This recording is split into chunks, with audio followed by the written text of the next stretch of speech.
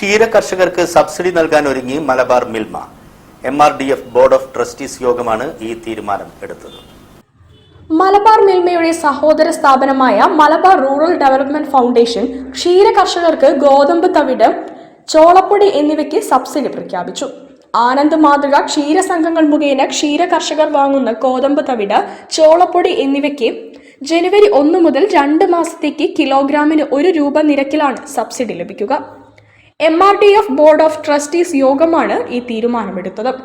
സബ്സിഡിക്ക് പുറമെ ഡയാലിസിസിന് വിധേയരാവുന്ന 53 ക്ഷീര കർഷകർക്ക് നിലവിൽ പ്രതിമാസം നൽകി വരുന്ന 1000 രൂപ ചികിത്സാ സഹായം തുടരാനും ഇൻഷുറൻസ് പരിരക്ഷ ലഭിക്കാതെ മരിച്ച 11 പശുക്കളുടെ ഉടമസ്ഥർക്ക് MRDF ചാരിറ്റി ഫണ്ടിൽ നിന്ന് പ്രത്യേക സഹായധനം അനുവദിക്കാനും യോഗം തീരുമാനിച്ചു.